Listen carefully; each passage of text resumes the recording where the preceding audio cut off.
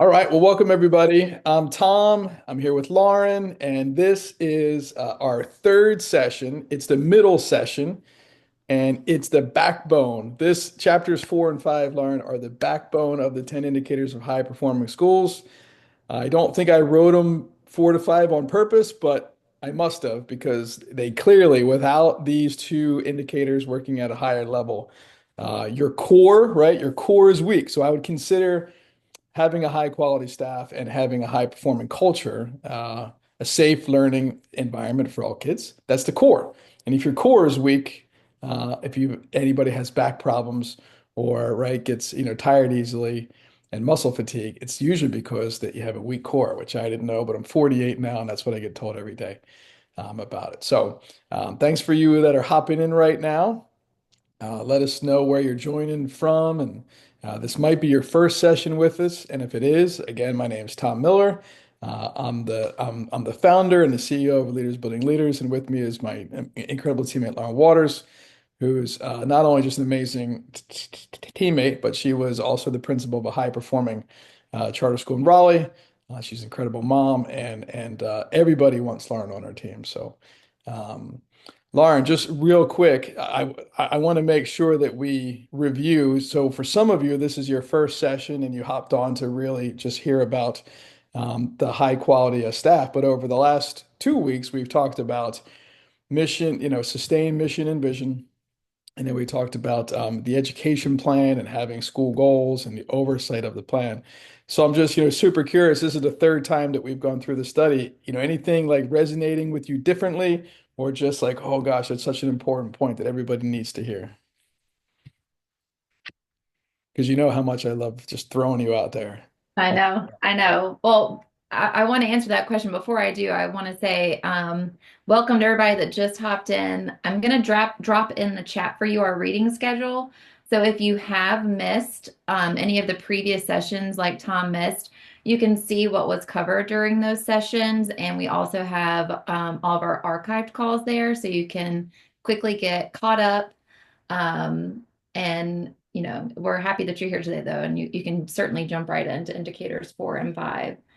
Um, I would say when I was reading back through these chapters, the thing that stuck out, and it's actually, I think, one of our PowerPoint slides, it's just such a good reminder. It was on page 185, the quote that says, in high-performing organizations, it is the people, it's not the programs or the process. Yep. And I think it's just such a good reminder. I think oftentimes we can forget um, the humans that are there with us. There's usually, I'm a big data person, so it's easy to forget that there is a human behind, those numbers that you look at. We talked a lot about data in the other, sessions, your student data, your teacher. Well, today I'm sure we'll talk about like teacher attrition data. But it's just so good to remember that behind all those programs, behind all those numbers, there is a person there. Yeah, there's a story. Hmm. Right? Data tells a story.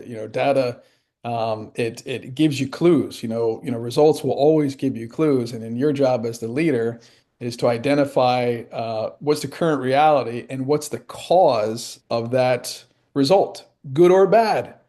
Hmm. Right? And if you ignore it, that current result will linger, and it's not going to get better on its own. It's only, going to get worse. And so if you've been part of these calls, you know that we'll run you through some common problems that you'll find in your organization when you take the 10 indicators of high performance assessment. And then if you don't address those common problems, they become crucial problems, which leads to turnover and attrition and just wasted time and energy and frustration. And then if you don't address the crucial problems, they become critical problems. And the critical problems leads to really, really, really bad things. The worst, obviously, being either a closed school or, people getting terminated, um, um, and all sorts of, issues. So we would love to hear from you. Go ahead in the chat. If this is not your first, call with us, what's one thing that you've, kind of realized over the last, couple of weeks? What's one action step maybe you took? And I love some of you have been sending me like your daily challenge. results. So one of the daily challenges this week was about your org chart. Like, do you have one? Do you have the good structure? So thank you guys for leaning in and taking the time. I also, Lauren and everybody, added in, if you don't have chapter 4 in front of you, which we'll spend the bulk of our time, I put it in the actual chat so you can download it and have that as a gift if you don't have a copy of the book. But you should, because the book's good. And I'm not just, saying so. Other people are saying so as well. So we're gonna kick off by asking about that, right, Lauren? One of the challenges this week we asked was that will you please give a review of the book, The 10 Indicators of High Performing Charter Schools, and don't fret if you're from a school district, that's okay because you have the same pretty much all the same areas that we do as a school. And so we got this great review from David, who's a member of our group. He said, an easy decision. If you read and follow this book, it will yield the greatest return of investment of nearly any other initiative you could spend your time on. So it's just really exciting and he's a board member of a charter school. And I love what he said, the straightforward and comprehensive guide to high performance is a must read for any charter school leader or board member. But it'll work for anybody. So you don't have to be a charter school leader. It'll work even for homeschool environments. And I've actually had some business leaders also um, take this book and use it, right? Because all the principles are basically the same, just what the product might be different. So let me get these things out of the way. So, all right. So if you haven't done so, and even if you didn't buy the book through Amazon, you can still go to Amazon and leave a review. So please do and let us know you did, so we can thank you. All right, so how'd you do from last week? So action steps last week, right, were to either to take a look at your data, make sure that the teachers knew and understood your education plan. Maybe some of you asked them, "Hey, in 60 seconds or less, how would you describe our education plan to a member of the community?" Whatever that may be. So, and again, as Lauren said, if you didn't listen to last week's, you have access to it now. So go back sometime this week because there was some really great action steps. And we got to go to a very high performing charter school, Cornerstone Charter Academy, this past Monday. So it was great to talk about high performance academics and oversight and the leadership team's job and the instructional leader's job. And then to spend like over 2 hours, right, Lauren, just talking to Cornerstone's head of school and leadership team about how do you continue to grow your academic plan, to oversee your academic plan, to focus on academic growth because that is the purpose of school. So, Hey, Tom, yep, go I ahead. want to just interrupt you real quick. Michael shared something in the chat that I wanted to read to you. Love Uh, Michael. Go for it. Yeah. yeah, so Michael said he's being more strategic with all of his decisions. Listening to perspectives from other charter school leaders has been helpful. Good. All right. Well, thanks, Michael. Yeah, we greatly appreciate that, and we're so glad you've been hopping in week after week. So, we love it. So indicator 4, we're going to talk about this, sustain high quality administrative teaching and support staff, right? That's the name of the larger indicator, and there's 5 sub indicators. But, I was thinking this week, Lauren, um, and I was, sharing with you, I moved from Raleigh, and Raleigh is the city of oaks. And so if you walk anywhere in Raleigh, right, Lauren, underneath your feet, you're going to, step on an acorn or two.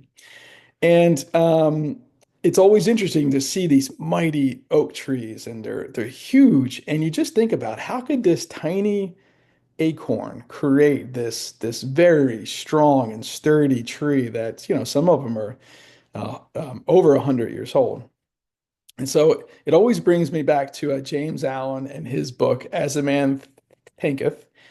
And he shares in the book that the greatest achievement, right, was at first and for a time a dream. The oak sleeps in the acorn, the bird sleeps in the egg, and the highest vision of the soul, a waking angel stirs.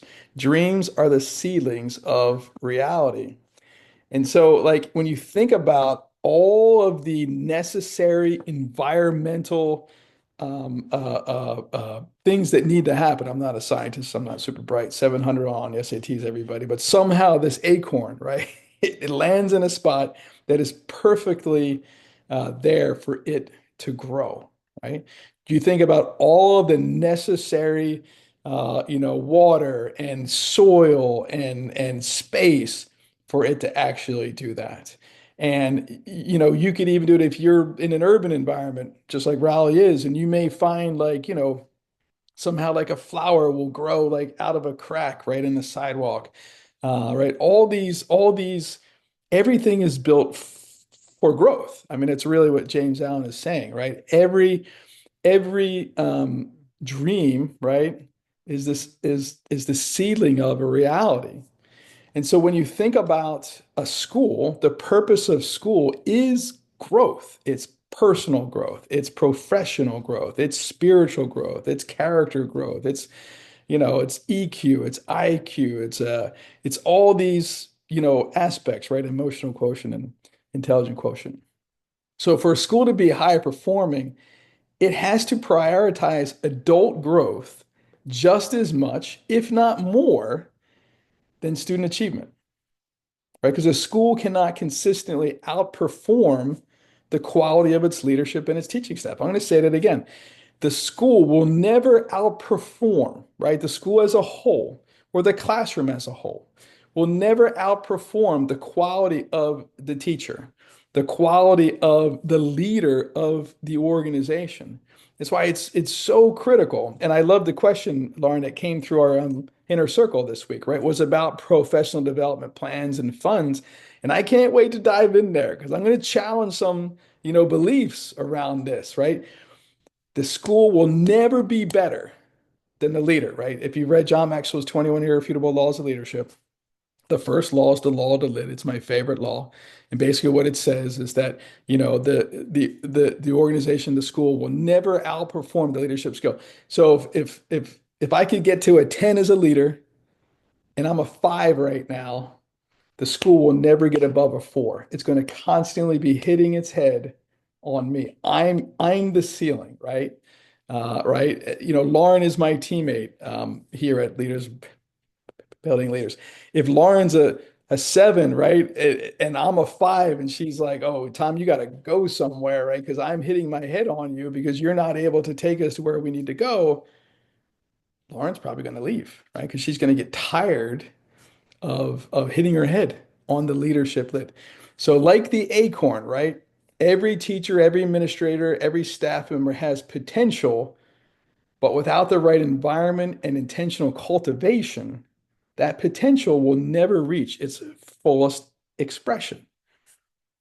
So, if you've ever felt frustrated as an employee, I can guarantee you have felt frustrated because you cannot express your fullest expression, right? You cannot live into it. It's something's in the way, someone's in the way. And that someone might be you, right? Or that someone is your boss, or that someone is a policy. I mean, whatever it is, it gets frustrating. And so this is such an important concept to understand because as Lauren and I were talking this morning, one of my favorite quotes from my mentor, Paul Martinelli, says, people will go whether they're fed and led. Your people are hungry to grow and learn. And if you're not feeding them with professional development, opportunities for growth and opportunities for capacity, they'll leave. Like they'll go somewhere else, right? They'll be led somewhere else.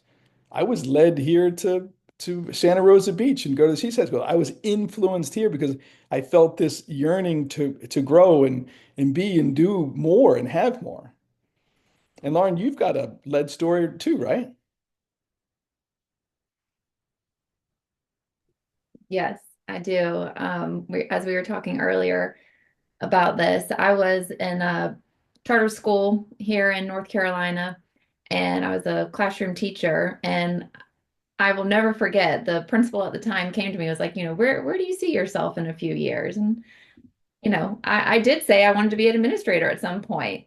And he started to, allow me to grow into that position. He made me the department chair. He would bring me into his office and show me how he was doing the master schedule.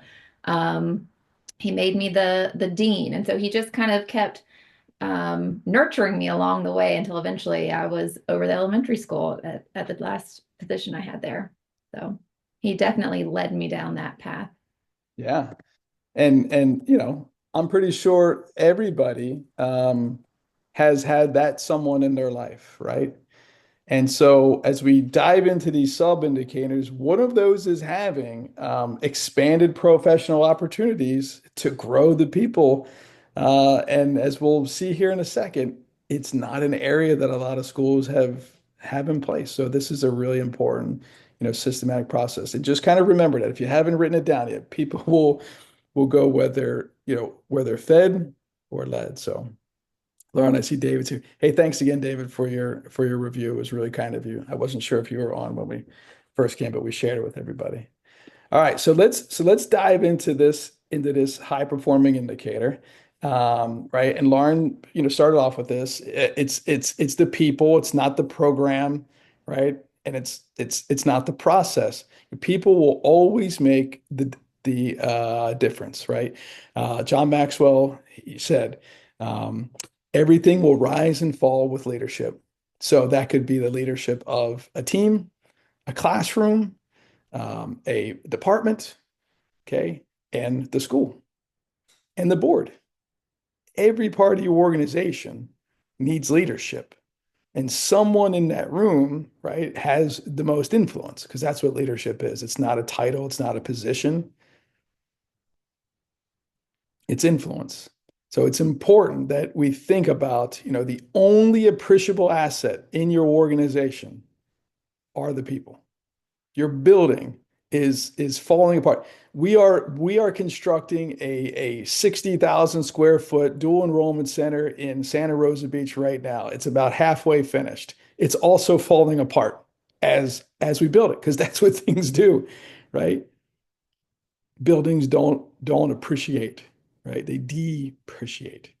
People can appreciate and get better. So Lauren has updated our Wheel of Success. So if you haven't, taken your full assessment, we'll make sure we share the link out. It only takes seven to 10 minutes to do. But this is Lauren, right? So this is from over 800 responses now of school leaders that have taken the time to take this assessment based upon each of the 10 indicators. And we've already talked about indicators 1, 2, and 3, which is mission, vision, and quality work of the school and quality work of the student. So now we're on indicator 4. And you've got a note here, Lauren, right? Indicator 4 is the lowest of all of our indicators, of all of our opportunities for growth and what that happens, right? So just think about that from a larger perspective. The worst performing of the 10 indicators is the one that may matter the most, right? If what I say is true, that your people make the difference, then it's the worst or the lowest performing at this point. But the great thing is, Lauren, that's a fact, but it's not the truth because the truth is it can improve. And that's what's great. Everybody can learn how to lead. Everybody can learn how to lead themselves better. They can lead their classroom better. They can lead their hallway better, their department better, their school better, and their board better. It's great. So it's a really important piece. So here's looking at the sub indicator. So this is one of the first times that we've actually broken down so you guys can actually see what the data says. But this one's interesting, Lauren, right? So 62%, right, of the 800 people, 62% have responded. So that's 501, right, out of the 800, that they do not have clear expectations for all employees. We do not have airtight professional development that's aligned to the instructional planning and leadership. We do not have a clear and executable supervision and development plan, and we recommend a 15-to-1 ratio. And our coaches and supervisors, right, are not trained. So 60% of the respondents don't have those in place. If you think about if the purpose of school is learning, right, and 60% of the respondents say that we don't really have a professional development plan that lines up to our instructional plan, or we have, I'm supervising more than 15 people, which is really, really challenging. And I'm aware of many principals who have 40, 50 people underneath them, and it's just not feasible to do it.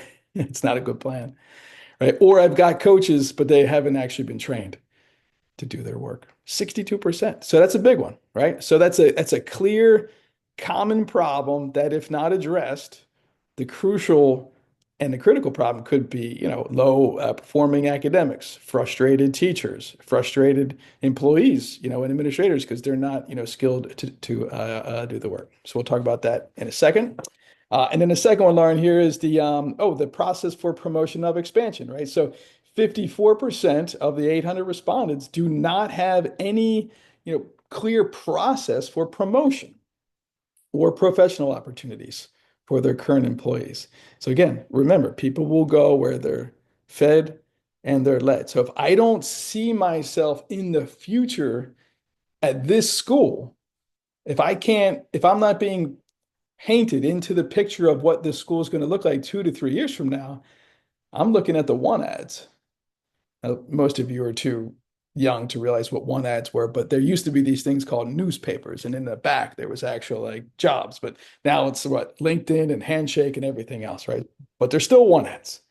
So these are two critical sub indicators that we want to take a look at. Now, if you took the time to take the assessment, now, was there a particular section of the indicator that you need to talk to your team about, when you took the assessment? Was it how to build a supervision ratio of 12 to 1, right? How do I grow myself and my staff? How do I ensure everyone on the team knows what they're responsible for? What are the key steps of creating a healthier organization? How do I provide purposeful and effective feedback? How do I coach to raise performance? How do I recruit and hire the right people? Or what does an empowering and effective employee orientation program look like? If there is one in particular that you're like, oh, this is the one that I really want to make sure that I talk to my staff about, put it in the chat so we know. And the great thing is, if you're willing or open to it, we have a opportunity for each of these 8 that are listed here. Now, Lauren, let's just talk about the schools that we have led or led in the past. I know the one that was probably the most challenging to start to work towards is this supervision ratio. And it always starts with the head of the organization. So you and I, we've worked very hard with some schools to help them reshape their org charts and identify potential supervisory leaders in your school, and then equipping them to have the right tools, right? How do I coach? How do I give feedback? How do I empower and delegate? So I know for me, that's one that probably gets talked about the most often. But the training that we probably end up doing, the most is how to give feedback, how to give purposeful feedback to raise the performance of adults. Was there one that you had in mind, Lauren? The one that I was gonna personally, from my experience, if I were still, myself maybe 10 years ago, I would say the coaching piece. And Hmm. I know it's something we're going to talk about today, but that VRO UL Yep. model, that's something that I really wish I had been aware of when I was in the position that I was in. Because, giving feedback can sometimes be scary. And I hadn't been trained necessarily on how to do it. I had been promoted into a position that, which I think happens so often in charter school worlds. And I was a great teacher, and I guess I had some leadership skills because I was excelling in the other roles, but I'd never been formally trained on how to be a coach for my staff. So I think that was an area that I would want to reflect on. Yeah, and to your point, most of us get promoted because we're competent in Hmm. some level, right? You said I was a good teacher. So Hmm. if my principal saw me and said, well, if they're a good teacher, they could obviously be a good, dean of students, right? Or they could be a good, school leader because they're dependable, they're competent, right? And that's why most people get a promotion, right? I talk about this often. If you've been part of my becoming a school leader of influence lesson, I talk about how I thought that leadership was all about the badge, right? And certifications and titles. And so I worked really hard. I went to every training I could. I got my master's degree. I got this certification and that certification. But you know what actually wasn't happening? I wasn't really, getting any better results, right? Nor was I ever getting the job that I wanted. And I didn't realize that most leaders, right, where because they get promoted because of their production, skip the really important steps of relationship building and people development. I didn't realize how hard it was to run a school doing it all by myself. And then I would just get resentful of no one's working as hard as I am, right? No one has the skills. I had this giant ego.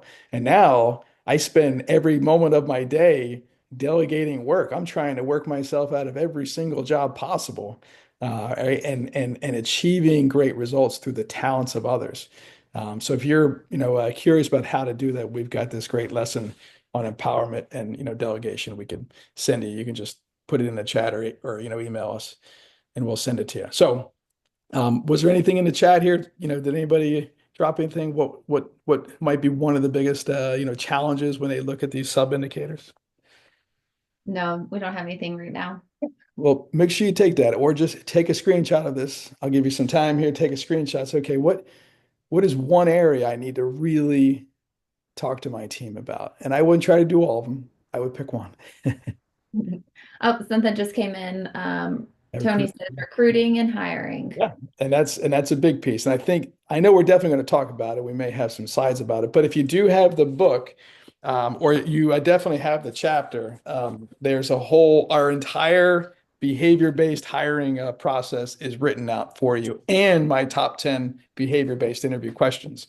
And so, in case I forget, because I might, the reason why we have a behavior-based interview process and hiring process is because the best predictor of the future behavior is the past behavior. So when we ask questions, we ask them, tell me a time when, right? Take me through a situation where, right? They actually have to recall and tell you what they did and what they learned. And then also we've got some great tips for how to recruit because it's a challenge right now, right? So the best recruitment tool right now, Lauren, right, might be just holding on to your own teachers, right? There's only two ways to improve your school, and that's to either get better teachers or improve the ones you have. And I would always want to improve the ones I had because they were already part of our system, and as long as they're good humans and they got great character and values, we could teach them how to be better teachers. Normally you hire people for what they know and you fire them for who they are. So that's why we like the behavior-based system because it really lets us better understand who they are. All right. So the number one level or indicator for great schools is that they have weekly observation and feedback coaching loop with teachers and staff. This is from Paul Bambrick Santoyo from Leverage Leadership, right? So how often are you getting into the classrooms? And this is something that we talked about last week. If instructional leadership, if the ability of the teacher to reach the student to gain mastery of the lesson taught is the number one way to raise proficiency and to improve your overall results is student mastery, and the only person who can help that adult be a better adult in the classroom is either, whoever the instructional leader is on campus, whether it's a coach or it might be the principal, okay, is that person, then 60% of their day needs to be spent doing that. And I hear all you. How could 60% of my day, Tom, be in, classrooms or working with adults? It has to be because by making sure that the school's compliant in doing a report, right, or spending hours investigating behavior situation, like that's not going to raise the academic performance. That may put out a temporary fire, but you can teach other people how to do that. But if you're the best instructional leader on your campus, you need to spend the majority of your day either in classrooms or equipping coaches and your other leaders to be in the classrooms to give feedback to the adults to be better instructors.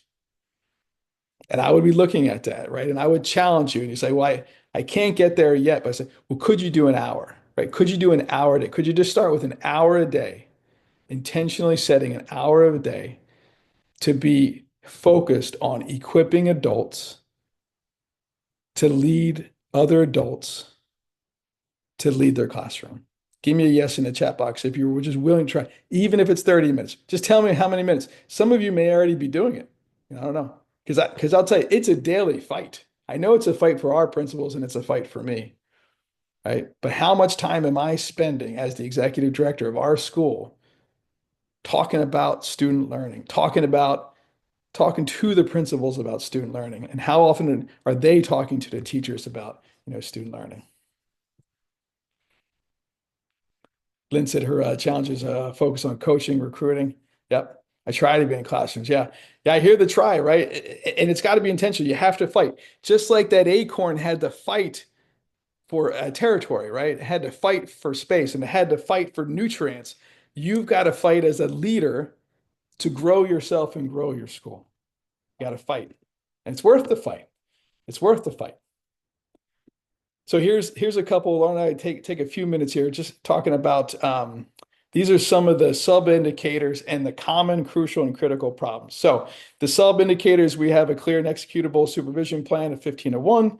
All right. Common problem is school expand. It's got all these new hires, right? Or it's brand new and it starts to drift away from that smaller setting, right? So maybe now one supervisor is, supervising 20 teachers and five, support staff. You're just like that solo, you're that solo leader in the school trying to do it all.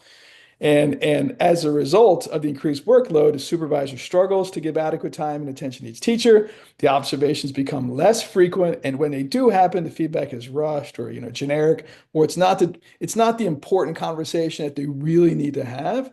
And then the teachers start to feel unsupported and unclear about their performance expectations. So then when they do make it in, they're like, oh, I've got to come in and do that required observation, right, for their BT or and it's just a check mark.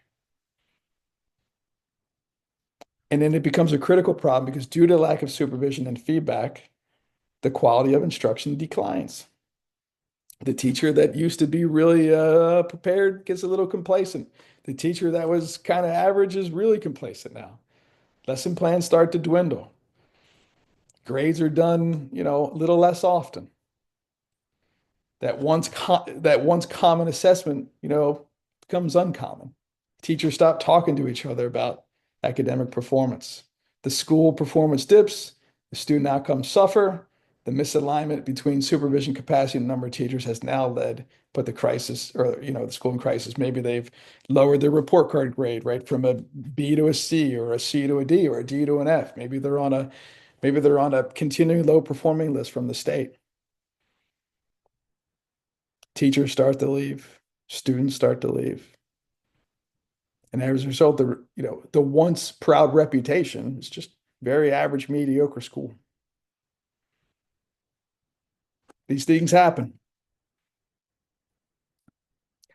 Lauren, talk us through the second sub-indicator here, the airtight professional development plan, common, crucial, and critical problems. Sure.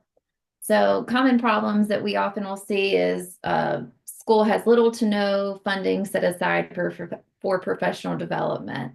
Tom, I know this is something you've shared with me when you go to board meetings and you see the budgets, usually the line item is so small for the professional development. Yeah. Um, Say it, and so Lauren. Tell them what I'd say. I say your line is less than what? Your water, sewer, and trash. So you're paying more money to take your trash out than you are to equip your people. Come on. right. Yep. Yeah. And so that is a real common thing that we're seeing in our schools is not enough funding set aside. And as Tom mentioned, this was actually a question that kind of circulated in our mastermind group that we have with executive directors is, they're asking, what are other schools doing? How are you setting aside the funds? And how do you decide who gets to go and who doesn't get to go? So yeah, I'm curious to see what all of our other school leaders are going to say back to that. So, that's a common thing. So it'll become crucial when teachers begin to move away from the new programs, or maybe they revert back to old things they were doing because they didn't ever get properly trained on whatever the new program was. or there's little oversight and feedback on the new program or curriculum that's being implemented at the school. And then the crucial problem will turn into the critical problem of, the academics are really going to start to suffer there. Yeah. And there's so many like, points here that go back to human behavior, which we're talking about high quality staff, but we're also talking about culture, right? So culture, remember, is the worst behavior that's tolerated. And culture is the average, it's just the average actions of all the people. So when Lauren said, the teachers start to move away from new programs and revert back to what they know or like, that's a normal human behavior. People would rather look, they would rather get in trouble, right, than look incompetent. And they're like, no, I'm just going to go back to this because this is what I know works, right? Or this is what I used at my old school, or this is the strategy. But because there's little to no oversight, no one's watching that actually happen. Or like we talked about last week, because there's inconsistencies with the education plan and everybody's just kind of doing their own thing, it's really difficult for the coach or the school leader to even like give, feedback because they have to remember, oh, that's right, they use Saxon and they like, big ideas, and then they're using like their old code from the district, whatever. And it's really, really, becomes a challenge when you don't have, clarity in your education plan and the student mastery. And then the consistent training around that is critical. And Lauren, remind me, and so for all the people can actually hear this first out loud, if you have a copy of the book, if you go to, indicator 7 on page 194, I broke down how much money should be geared towards your staff development, should be 5% of your total revenue, right? Because it just needs to keep on growing because you're growing and there's more and more individuals. So if you've got $1 million budget, right, that would be $50,000, I think, by my math, something to that effect. I could be right. All right. So common, crucial, and critical problems. And remember, your job as a leader to identify the common problems and root them out before they become crucial problems. Because once they're crucial problems, boy, it's going to roll downhill and it's going to get fast and furious to that critical piece. But what ends up happening because people aren't paying attention to the right information and the right numbers, all of a sudden, and this has happened to many schools across the country that were once at the top of their game and they were the highest performing school. Just a couple of years of complacency. First, they don't meet growth for a couple of years, right, Lauren? And then all of a sudden, they drop one report card grade. So they went from an A to a B, and people are like, oh, all right. Hey, we got to get back to it. And then they get back to it, and maybe they meet growth the next year. Maybe they get back to that A, but it doesn't last long because it's not sustained practices. It's not sustained habits. They're not growing as a school. Okay. Consistency over time will always beat intensity for a short time. I'll say it again. Consistency over time will always beat short-term intensity.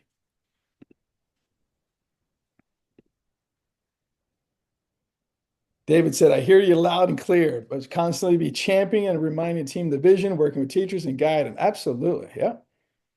David said, culture is his favorite. All right, we'll get there. All right.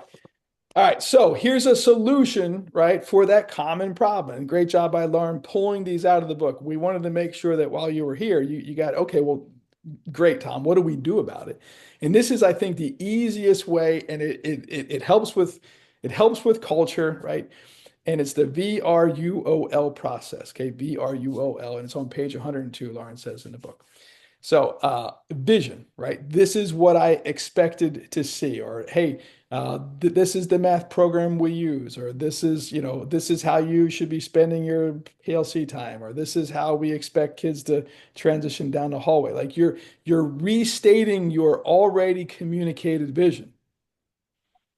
And then you say, but when I came to your class today, I happened to notice you were using that math program, or kids were doing worksheets for over 30 minutes, right? Whatever the reality. So vision, this is what we expect to see. Reality, this is what I did see or hear.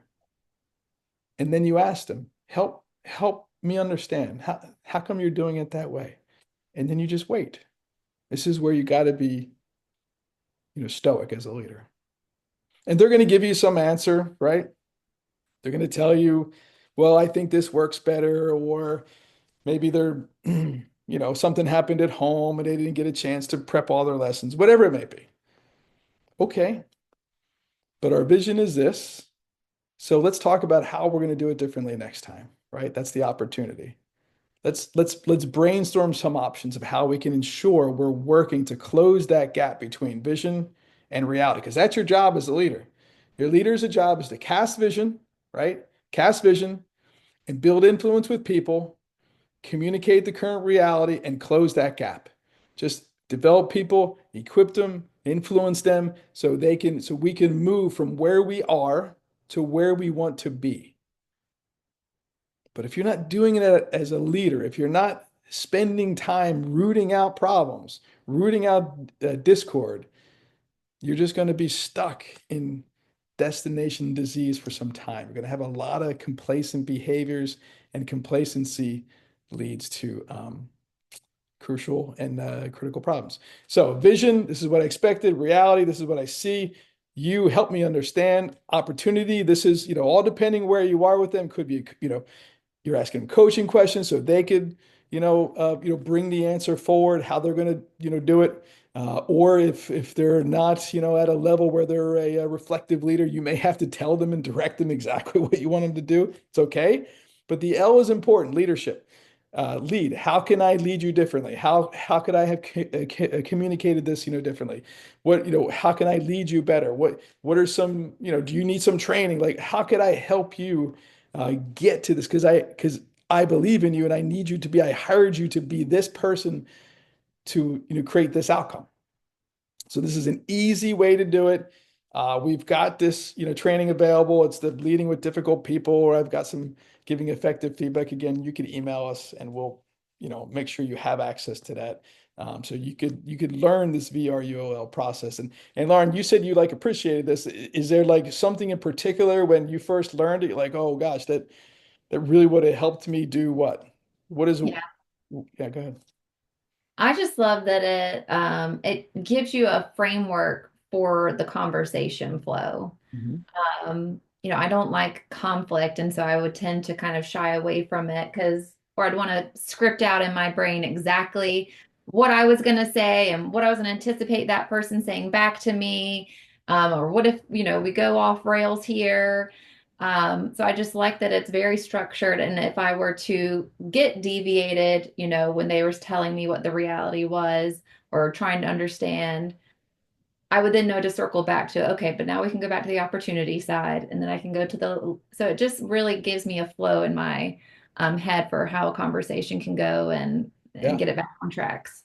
Love it. If anybody has used this process or was through that, training that I did, drop it in the chat box. Let us know what you like about it, or maybe you're actually using it. But it's a great way to improve culture too. And we'll get there, David. I promise it's coming.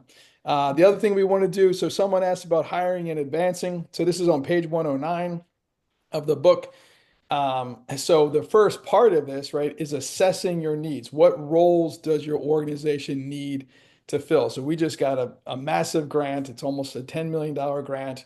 And I'm like, okay, I need a project manager. I need my technology director. Like I'm just starting to kind of build this needs and prioritize where they'll be and what's the skill set.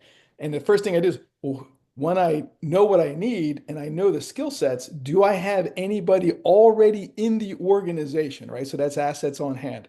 Who's already here that could possibly do that job? Maybe they could start that job, part-time and keep their current job because it's going to be hard for me to replace them, right? Until I can find their replacement. You always need that law of the bench, right? You always need to be growing people. The ability of the candidates, right? Who is able or capable of fulfilling this role? So that's after I go through my behavior-based interview process. Lauren and I will actually drive our interview process towards the job. It's not like a, generic conversation. We like assess their answers and we say, okay, we think we'll be good at this. We believe they might not be good here. So how do we set up our next behavior-based interview step to prove that they can or can't, right? We need to debunk a theory with that. the attitude of the candidates, right? Who is willing to do that work? Because there's a big part. There's, we talked about this last week too. There's awareness, right? I'm aware of the job. I'm aware of what I think the job is, and then there's willing to do the job. I was just talking to one of our principals today. This is her first year as an admin, and I said, "Hey, you remember year after year." February as a teacher, it's probably the hardest month, right? It's the valley of despair, we call it. And I said, just wait, because as a principal, it's a whole different level of a valley of despair, right? You got to keep yourself motivated while you're trying to keep the other adults motivated and working through it. And then you're trying to keep the kids moving in the right direction. And we just had like a snow week, right? So we barely had school. Like we're trying to get into a routine. So what's the attitude? What are they willing to do for that role, and the accomplishments of candidates, like who gets things done? So this is like, take me through a time that you led a project. Tell me about a time that you found a crisis and addressed it. I mean, whatever it may be, your behavior-based interview process has to be able to answer and assess these types of questions. So then okay, what's the capacity of this person, right? What could they do for us, not just now, but maybe in the future? And you start to equip them and build them into those roles. And the whole time you're doing this, like you're telling them, like, hey, in 2 years, like we're going to have enough staff where I'm going to need two instructional coaches. And I see that in you. I've heard you tell me that you want to be a coach. Let's start to put you into some training programs and some opportunities now to build your capacity so that when the time is ready, like you can just, run into that job, right? Instead of crawling into that job. Anything you want to add to this, Lauren? Yeah, I do. So just kind of going back to that data we were looking at earlier, where, 54% of people said they did not have a process in place to potentially promote people. This is a great process that you guys can steal and know and share with your staff. Hey, if a position is becoming available, like these are the questions we're going to be asking.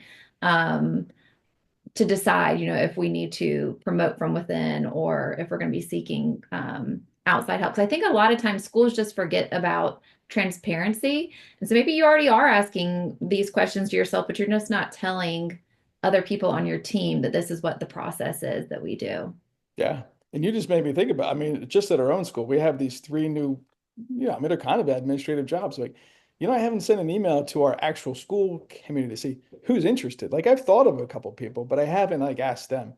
So that'll be my step next week. That'll be my action step. I'm gonna say, hey, here's the roles that we see this year and next year. If you're interested in them, let me know, because we could start to equip you to possibly step into that role when it's open. Yep. Now is the time where a lot of schools are starting to think about those intent to return forms. So it's also a great place to put it there, Yeah. gather some of that data from your staff. Where do you see yourself? Or if you have positions that might be open, they can indicate interest there. Yeah, I love it.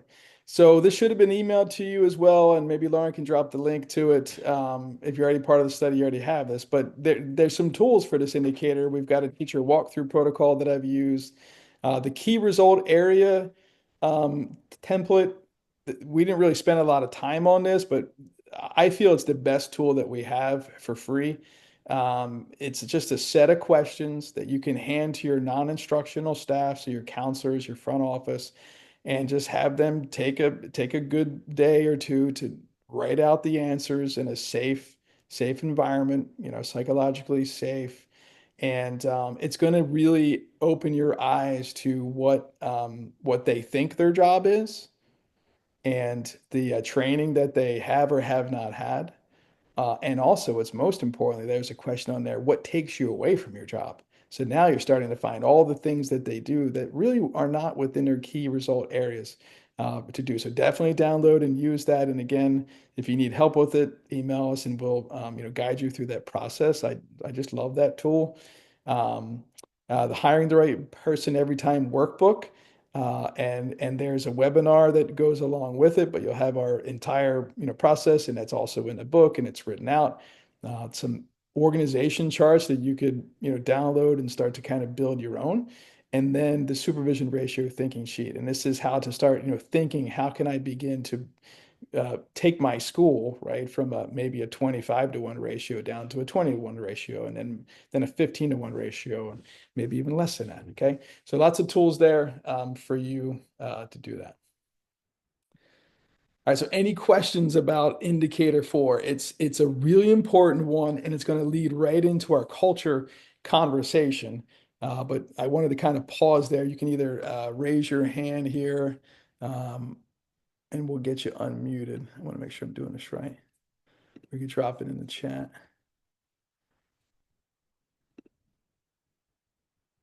Everybody's good. All right.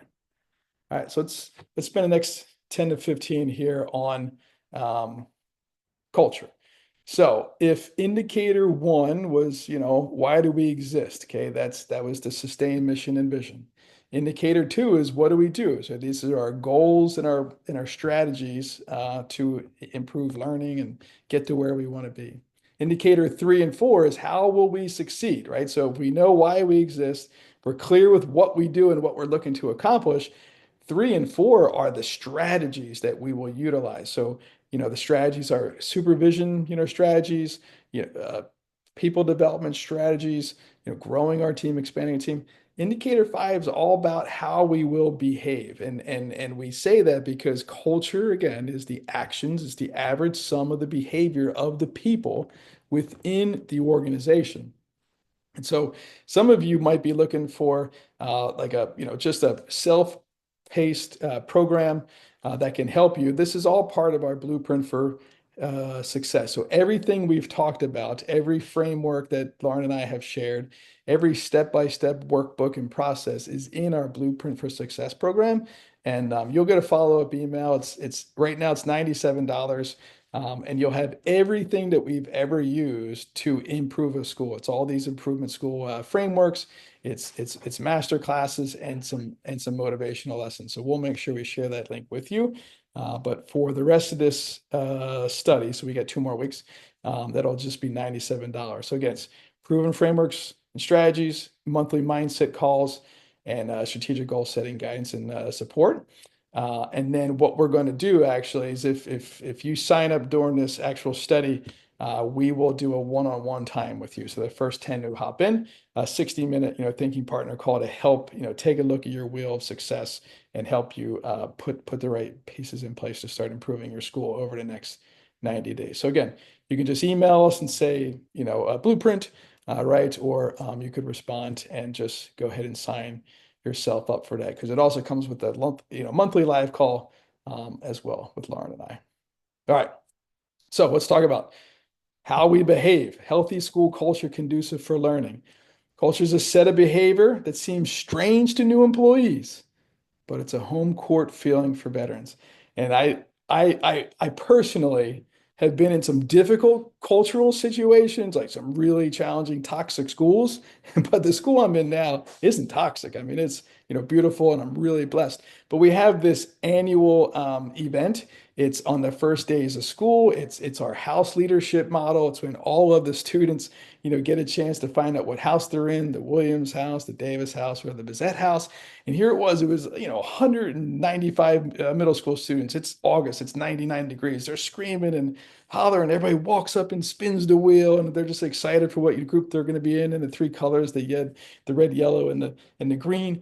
And I was just like, oh wow, I'm kind of intimidated as a brand new employee. I was in charge of the school. I had no idea what was really happening. But it was just incredible, emotional day. And I was just blown away by the effort and the time that all the adults, put into this, process. But I told the principal afterwards, it was me and there was another brand new employee, go, that was a lot. Like I didn't know how to react there. I didn't know where I fit in. I wasn't prepared for that part of a school culture. I'd never been part of that, right? It seems strange. So don't just think that your culture can be toxic, right? It can also be negative where it's like not maybe as inviting, right? Because everybody knew what was happening. And I made sure this year when we did it again, every brand new employee like needs a mentor. Let's make sure someone's with them the whole time so they don't get lost and pushed to the side, because I don't want them to feel right how I felt the year prior. So here's some bullet points to be reflecting with your team. What are some common elements or characteristics of a strong school culture? What are internal factors contributing to the school's culture? What are some common challenges or obstacles to building a positive culture? what methods or tools can be used to assess the existing culture within a school. And it's always my goal to create a leadership culture. And I was very open and honest and transparent with Lauren this morning. I was like, I don't know if we're getting better. Like I'm really trying to think like what are those key indicators? So this weekend I'm going to take some, quiet thinking time and write down that last one, right? What are, what would success really look like? And are we lining up to that? And how do we know? What are the key indicators to, to show? So Lauren pulled some of our sub-indicator data. I don't know if this was the lowest, but at our school, measurement to effective culture are identified and assessed, right? So this could be teacher attendance, student discipline, teacher attrition, and only 63% of our 795 respondents said, yeah, that they have something to help identify the culture. We just did a great tool. We just did a student voice survey, and I love doing it. I mean, it had 1,000 or so responses. But then I'm like, oh man, there's like work around this, right? Good intentions as you do the survey, but now it needs intentional action, right? It needs to be addressed. There's some ugly stuff in there that we need to really figure out and root out.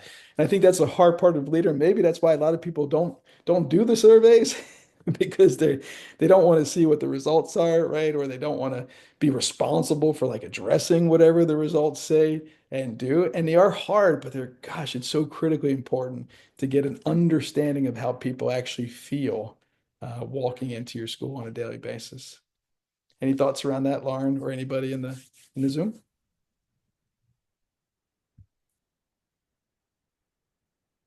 My only thought was just that this, people do tend to rank themselves pretty highly on this indicator. Yeah. But I think it's important to remember, although you can be ranked highly, what are maybe some of those pitfalls that your school can still fall into? Just as Tom said, he feels like they have a really strong culture, which is great. If they were to take this self-assessment, they probably would rank themselves really highly. But what are maybe some of those unintended consequences for when you're onboarding new staff members or new families and they're not feeling Yeah. um, how to insert themselves in? So I think that sometimes, well, we know that our greatest strengths can also be our blind spots. And so I just think this is an indicator where maybe you do have some blind spots that you want to dig into a little bit. Yeah, because it's all human behavior, right? Mhm. We had a parent recently said this school has a reputation of, bullying. And I'm like, man, really? Like, I mean, I guess I could see that, but maybe what middle school doesn't. And where did that start? Does that mean it's permeating here? Like we're like making it worse? Or is it this is the only time the kids see each other face to face because it's a charter school? Like there's lots of underlying pieces, but if I got a group of people out there who think that there's a lot of bullying, what's my responsibility to really weed that out, right? And just really understand, well, what does that mean? What does that look like? And for the first time, everybody, maybe you've heard this term yesterday, but it was called rage bait. And I was like, well, maybe they've changed the term from bullying to rage bait. But they were like intentionally like trying to get kids riled up. And I'm like, I don't know, seems like bullying to me. But they're calling it rage bait. So yesterday was my first day learning. Maybe this is your first day hearing that word, but look it up. It's got a like like internet stuff on it. Um, but it's happening in real life. So common, crucial, and critical problems. We talked about that the school, collects data, but the teachers may not have tools in their toolbox to actually strengthen classrooms.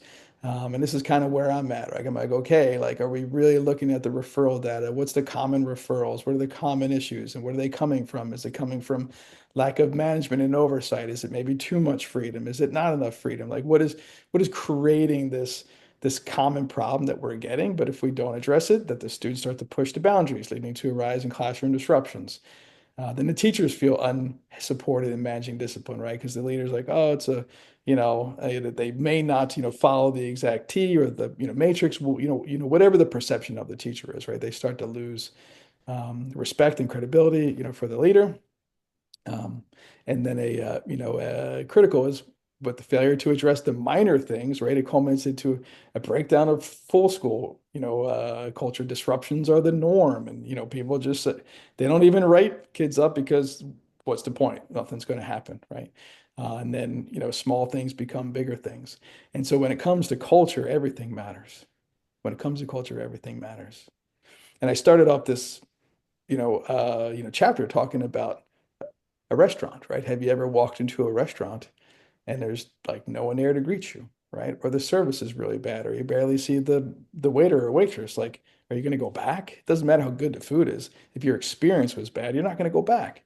Compared to a place that, like everybody has your attention, everybody knows who you are, and they're greeting you, and you just feel welcome and you feel part of it. Like that's what you should be doing as a school, is really experiencing your school as a guest and as a student. So there's lots of great things you could do, to just walk through your hallways, right? To follow a class for an hour or two and just really experience what they experience. Get into the places where maybe like the cultural challenges are occurring.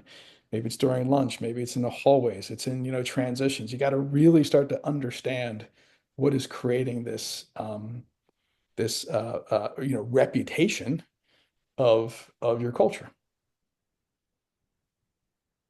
So this is just as just an example how like a culture with common problems can turn into a critical issue. Here's a charter schools in North Carolina opened in 2013, been in operation for 10 years, and if you've been in the study, you know that 40% of charter schools close after your 10 years of operation. So the critical problem that was finally closed, right, was the student performance and the fiscal management. Year after year, the school had been low performing. It had been having trouble filling all of its seats. So as a result, it didn't have the revenue that it needed, and it couldn't pay all its bills. But the landlord allowed them not to pay their bills year after year. And so eventually this just kind of permeated into it'll be okay, right? Remember, culture is the worst behavior tolerated. And then eventually the landlord got tired of it and sold the building out from under the school. It was certainly their right. They hadn't paid all their rent for years, right? But this like this culture that they allowed all of a sudden went to nope, I'm going from 0 to 100. But there was common and crucial problems not addressed: high staff turnover, leadership and the teachers, wavering enrollment, high levels of attrition, decreasing every single year. Because of that, recruitment processes were rushed. They weren't attracting the right students to their school. They weren't attracting the right teachers to their school.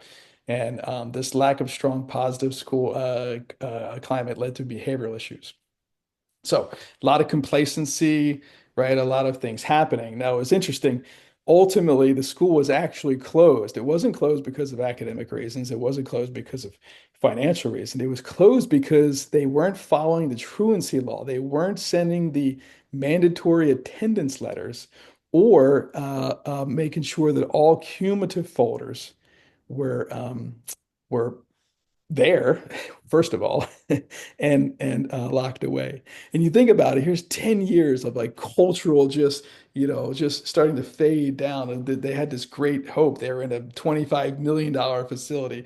I mean, it was a sparkling, beautiful building, but the culture inside the building was just permeating, getting worse and worse and worse because it was worse behavior tolerated, and turnover and transition and new people, and no one had clarity. But I just find it really ironic that the reason why they closed, if you read it, it specifically states because they could not take care of basic student information. And that's what the State Board of Education said.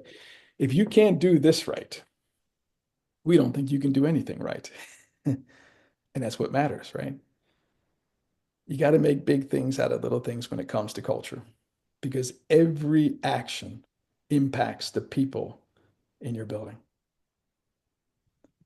So there's Lauren that pulled up some data. So they weren't really strong across the board, but they started off strong. And that was it. So the charter was not renewed, right? Ultimately, 600 students being, displaced, 60 employees are no longer there. So that school that was once in the headline for, going to be this bright spot in serving A much needed economically disadvantaged population no longer exists. So two powerful questions I want you to write down and reflect, right? How you do anything is how you do everything. How you do anything is how you do everything. You can't be really on point in one area of your life and be totally opposite in another area. How you do anything is how you do everything. And then the second one was things don't go wrong, things start wrong. Right. So if I'm going to put this new like initiative in play, what would it take to get it right from the beginning? Now, yeah, Tom, I hear you say all the time, don't worry about the plan, right? Adjusted plan. That's correct. But at the very beginning, we got to get it right, right? What is it that we're trying to achieve? What is a realistic, right, goal that we can set for ourselves? What are the structures that we need? And I think maybe the greatest example, just to kind of, throw myself into the sword here is the school that I'm currently in charge of. And we had a goal to raise $10 million. Now we do raise $1 million every year. We've done it year after year with one single staff member pretty much. They run like a couple events and we have some really great philanthropic partners. But the foundation didn't grow, right? They said, hey, we're going to move from 1 million to 11 million, but they didn't hire new staff. They didn't do a feasibility study. They didn't put the right strategy in place, right? So 2 years later, now we're in kind of the same situation, and we've done okay, but not great. And it all goes back, right, to how did we start? How did we start? Right? Culturally, we are blaming, right, all of the humans and what the current result is, but you got to go back and say, hey, well, when did this go wrong? Where did this go wrong? How did we miss it?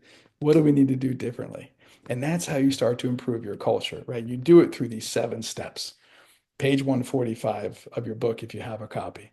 First, you got to see it, right? This is what success will look like at the end. This is what I want school to feel like, and this is what I want kids and adults to experience. Okay, I got to see it. So you may need to get off your campus and go see a high performing school or a high performing business, right? But you got to be able to visualize it so you can define it. You can define it and write it down. This is how we'll transition. This is how we'll treat each other. This is what those key core values are, right? Because that's what culture is. Culture is your core values. All right. So I got to see them, I got to define them, then I got to teach on them. Okay. What is, ours is, support is our first core value. What does support look like? What does it feel like? So we had a situation where we had an altercation on one of our decks, and I took the kids through this process. I said, hey, what does walking on the decks look like? Like, what should it look like? And they gave me great examples. Like, great. So, what are some non-examples of that? Right. So, examples and non-examples. You always have to be looking through that lens. Model it, right? You as the leader, you as the adults have to model the culture you desire to see. So, you got to see it, define it, teach it, and model it all the time. Your walk has to match your talk. You're right. There cannot be an area of your organization where they do not line up because people do what people see. They don't do what people say. People do what people see. All right. So see it, define it, teach it, model it. Then you got to practice it, right? Over and over and over again. And that's what I talk to the principals about because, we need to go back to, practice walking around. We need to make sure that our small house is having conversations around kindness. It's having, conversations around, letting people know that they're going too far, whether it's with their horseplay or their words. I mean, we need to equip the kids to really be able to do this, and we need to equip the adults to make sure that they can actually see it and address it in a kind way, right? Kind and care with candor, so we can get to the right place. So see it, define it, teach it, model, practice it. Then we have to measure it, right? What does success look like? Are we moving towards that way? Right. I do a monthly board report that talks about our referrals, our absences, our suspensions, if we've had any bullying incidents, right? We're constantly measuring it and looking at it, and then we have to celebrate it. You have to continuously celebrate your core values, right? Like who this could be individual celebrations, like I talk about in the book, our standing ovations. Right? So how are you celebrating your core values? We try to take like a picture of students to say, hey, here's a student, demonstrating our core value of independence, and this is what that student did. And maybe you put it on social media or you share it. We also have these, got these televisions in every walkway, and it's got our three houses. And the last student who's earned a point for the house, we've got their picture up there now and kind of what they got it for. So how are you celebrating your core values? So see them, define them, teach them, model them, practice them, measure them, celebrate it. That's the 7 steps. I think it's seven. Yeah, 7 steps to creating, designing, and leading out a high performing culture. So, whew, what does your wheel look like, right? Lawrence, if you've got your wheel, make sure you walk through your sub indicators and take in your assessment and see what it may look like. Is it balanced? Is it maybe tiny but balanced? That's good. Is it all over the place, right? Do you have some, jagged edges? If that's the case, then that's where I would prioritize my time and get started.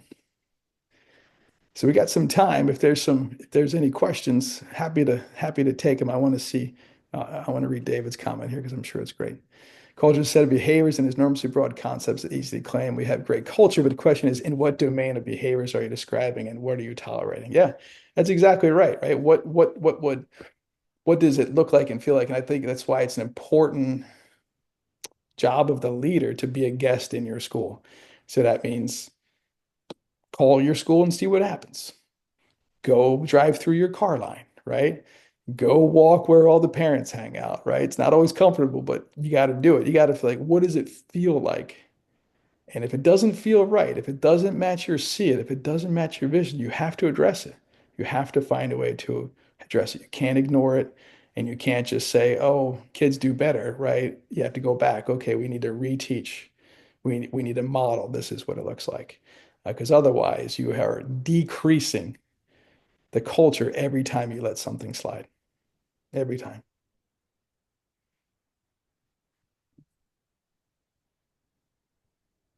And so you all have the ability to unmute themselves if you want, if anybody's got a question that they want to ask.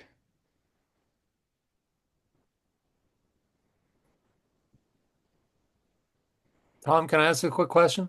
course, David. So, most of my experiences in sort of corporate America, we Mhm. talk about how culture will eat strategy for lunch because you can come up with a great strategy, but it's the people and the behaviors of those people and your employees that actually carry it out. So, if you can't get them to carry it out for whatever reasons and whatever behaviors they have, your strategy will die. Yep. The school's a little bit different because as I'm listening to you talk, I sort of feel like you kind of jump a little bit between behaviors of your teachers, staff, and administrators, Hmm. and you're talking about behaviors of your students. So you actually have to align a little bit more than you do in a typical company because your customers, your students are actually in your building, and those behaviors matter too. Would just love to kind of get your thought on, have you seen schools adopt value statements that apply to both groups, sort of the leaders and teachers in the school and the students, top to bottom, same set of values, we all ascribe to them? Yeah, I love it. It's a great question. And the answer is yes. And this is at the start of the year. Every year I do the Seaside Way, and that's our core values. And the first time I did it, I had the teachers go through that exercise, right? Examples and non-examples, definition. And I realized about halfway through, they're only answering for the kids. And I go, oh, sorry, my bad on the communication. I mean you. What does it mean for you to be supportive to your colleagues? What does it mean for you to be to demonstrate a core value of us scholarship, right? That's one. So it is critically important to have value statements that everybody should be lining up to. It should never just be kids. Because we're modeling, and then we also bring in our volunteers, right? So we have these cards. I don't have any with me, but they're maybe a 4x6, maybe a 6x8, and it's way to lead, way to grow, way to serve, right? And so the way to serve card is for the volunteers. So when they demonstrate one of our core values by helping or volunteering and serving, we write them a note and we take like a picture with them, right? So we're really trying to expand this core values, from um, kids, right, when they first come to us, all the way through our board, and through our volunteers. So yeah, you can absolutely do it. And I learned that from Tammy at the Expedition School in Hillsborough. I watched her take her board through a core values exercise with a T-chart. It was the same thing that the teachers went through. And like, oh, that's awesome because the board does model the way. All right. If you've got individuals on the board that say one thing but do another, right? They are not helping the culture at all. And it's always a challenge because you have so many layers, right? Whether it's in a school system or a charter school, it doesn't matter, or even a company, right? If the board or the CEO acts one way but says you got to be at work on time, but they never come, well, then why would I come? Because you're not coming. Yeah, so you're right on. Yep. Great. Thanks. It's really hard, which, Lauren, did we talk about the bamboo analogy? We missed it. Is it there? Yeah, it's there. Oh, I just missed it. Yeah. So I was, talking to Lauren and, I'm not an expert in any way of this, but oh, here it is. Yeah.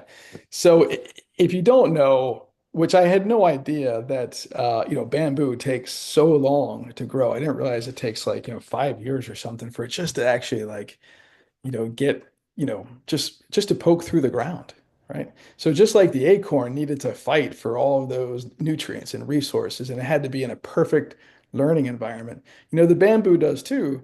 And just because you can't see it, growing doesn't mean it's not. So you do need to like have patience with these two indicators. You have to put, the systems and processes in play. You have to continually invest and make minor tweaks to improve. You have to have conversations around what would getting better look like. And that's why Lauren and I say, look, just try to get 1% better a week.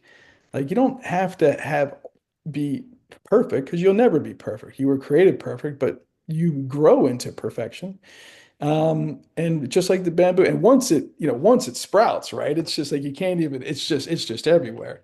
So I think that's just an important part to understand. And that John Maxwell's book, the 15 Laws of Growth, it's over my shoulder. I think it's over here. The law of environment, right? Are you creating an environment of growth where people aren't afraid to fail, where they're trying new things, where they're being challenged and they're working towards that like advancement all the time. That's an important part of a successful school. But if you don't create a culture where learning is not only encouraged, it's like a non-negotiable for adults to learn.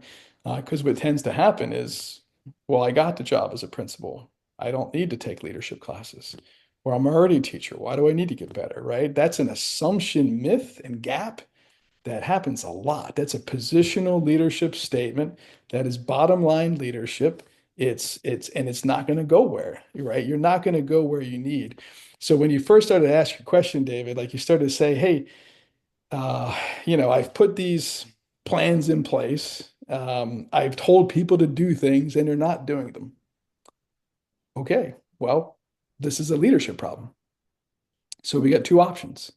We could get rid of the leader, or we can make sure we're growing the leader. And so that's the question I would ask is how are we growing the leader?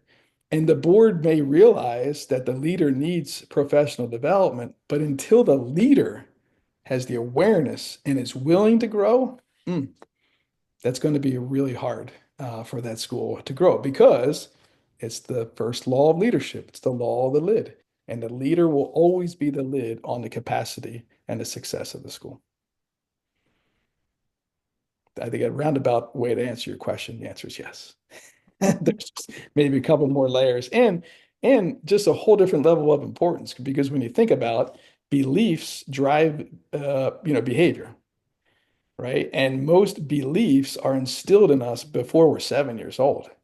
So if you're just, getting kids in middle school or in high school, like you got a decade plus of like build up, beliefs. And if you're trying to create a culture of, rigor and collaboration and, kindness and, like it's tough. It's a tough fight at the beginning, but you got to build it, right? So when they come in, they feel welcome, they feel safe, and they start to grow into that, culture. I just remember during my dissertation days, visiting Community School of Davidson, and I think I was in like a second grade class, and some second graders were kind of too close to each other, and the one boy like kind of bumped the other one, and he threw his elbow back, and the boy said, "Hey, we don't do that here. Just use your words." I'm like, "Is that kid 6, 7?" He just said that. I was like, "Man, in most schools, that's a knocking an elbow back, and then they're pushing." But I was like, "But that's what they had created there, right? And rewarded for that, and that's what we want." All right. Any other questions? All right. So a great action step, right? If I was just kind of, this is a lot of information. If you read, chapter 4, there's a lot, right? So you just have to pick a starting point, and start from where you are. I would take the indicators, the sub indicators assessment, see if there's one that is a definite no or a, disagree, not a no, and download those free resources. There might be a step by step, right? But I love to start every time I'm with a school. I always start with that key results exercise. I want to know what my non-instructional team does, what they think they're responsible for versus what I think they're responsible for, because I want to create clarity and alignment. And I want to know like what their strengths are. I want to know where they want to go in the future. That's where I would always start. And then I would sit down with them. So I'd have my copy of their answers, right? I'm sorry, my copy of my answers for them. And I'd have them talk through their answers and let's see where there's misalignment so we can make sure we get them moving in the right direction. I think that's always a good first step. It's a difficult step to, Lauren's point, because there could be some hard conversations that have to have. But at the top of the organization, if that leadership team isn't, cohesive and trust each other and working in the right direction, the rest it just cascades in a negative way down the entire school. So that might be one place I would start if I don't have it. If I feel good about that, then I would, definitely it's hiring season. I would take a look at that recruitment plan and start to analyze your hiring and recruitment plan versus those. And I would steal our 10 top behavior-based interview questions. And you're going to be blown away. My favorite question, Lauren knows this, is tell me about a time you failed as a leader. What did you learn? And what do you do differently now? And you could tell pretty quick if a person's authentic or not and vulnerable. Because if they start talking about how someone else failed, okay, not the mindset I probably want. But if they really think about it and give a solid, okay, this a person's coachable, and they maybe make some bad mistakes. Hopefully they didn't make thousands of them. All right, maybe that was only like one or two. So love it. All right, thanks everybody. If this was your first time with us, I hope you continue to sign on. I'll send you a link. We meet every Friday here at 1. We got 2 more weeks left. Next week, everybody, if you're in the book study, remember, because Lauren's about to tell us, we're gonna be focused on 7, 8, and 9, right? Yeah. So indicators 7, 8, 9. We're gonna skip 6. We'll do that in the last week with the board. But next week is 7, 8, 9. So we're gonna focus on finances and operations to make sure your school runs smoothly every day. Thanks, everyone. Bye-bye. Bye.